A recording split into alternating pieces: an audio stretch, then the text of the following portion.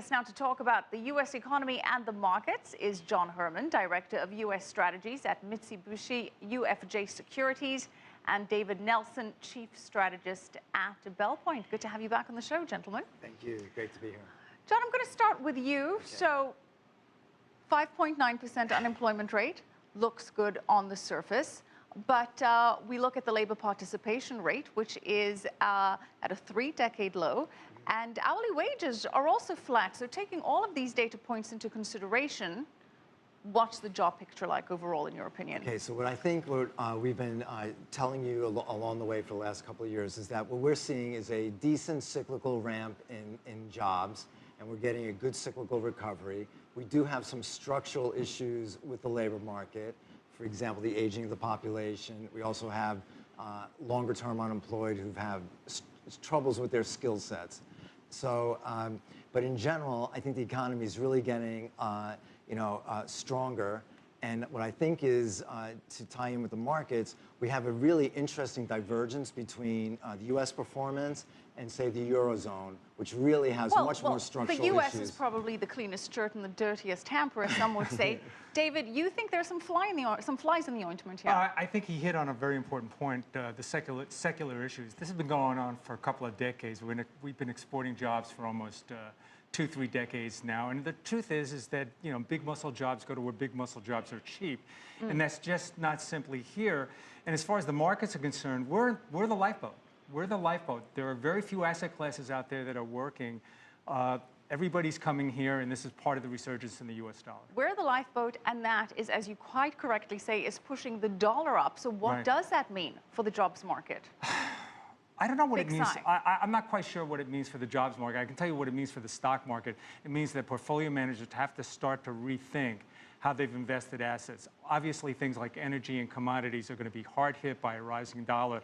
My biggest concern is for large cap multinationals, because we've been pushing a lot of effort into the emerging markets. Those are our customers.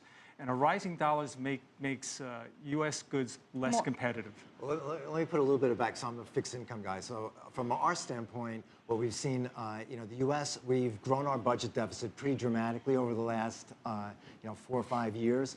And so there were some concerns about, how high would yields potentially back up to basically have investors hold our debt and so on. But what we're finding now is when you look at the differences globally, the labor markets in Germany and many places in Europe will closely resemble that in Japan, which means they have an extremely flat, low yield curve. And what it's doing is, I just met with some of our Japanese clients today. They're looking at the global interest rate picture and they're saying, we'd like to buy U.S. yields, and so our yields aren't quite backing up. So they're actually helping us to fund our deficit cheaply.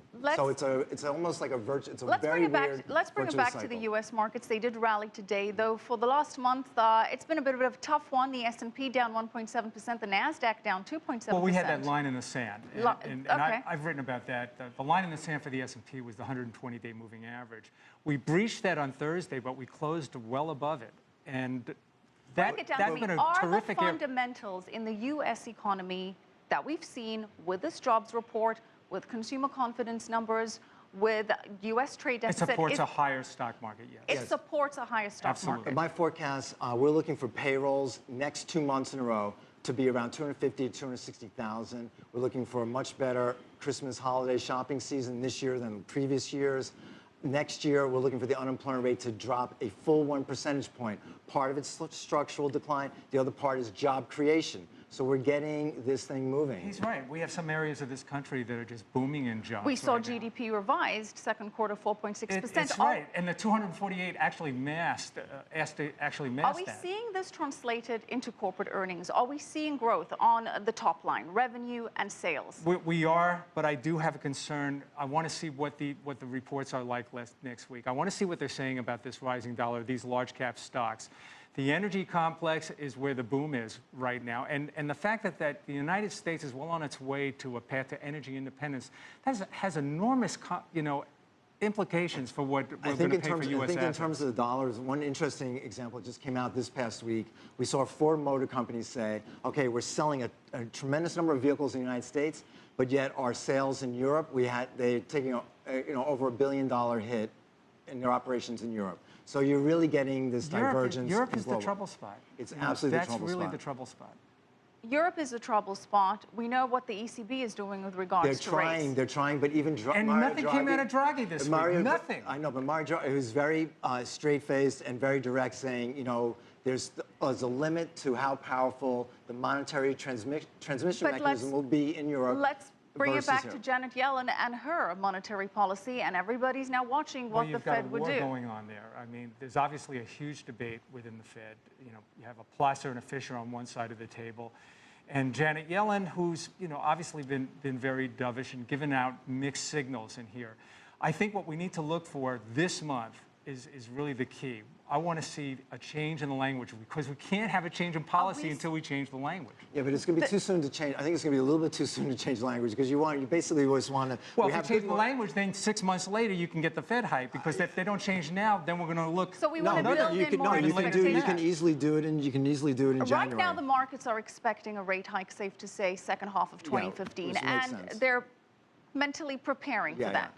Is that still on target? I think that's very reasonable, because, as I said to you, the unemployment rate, our target is by mid-year next year, we should be at around 5.3% June, which is the Fed's long-term goal.